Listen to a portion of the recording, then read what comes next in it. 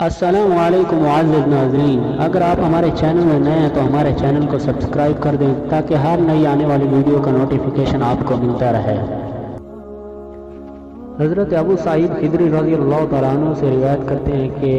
میں نے حضرت صلی اللہ علیہ وسلم کو فرماتے سنا، جو تم میں سے کسی برائی کو ہوتا تو دیکھے تو وہ اسے اپنے ہاتھ سے بدل دے،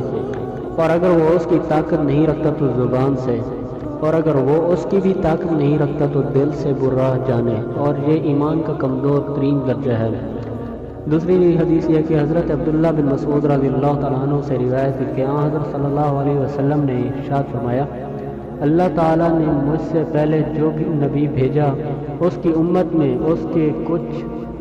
حواری اور ساتھی ہوتے رہے جو اس کی سنت پر عمل اور اس کا حکم کی اقتداء کرتے رہے۔ پھر ان کے بعد ایسے نالائق لوگ پیدا ہوئے جو ایسی باتیں کہتے جو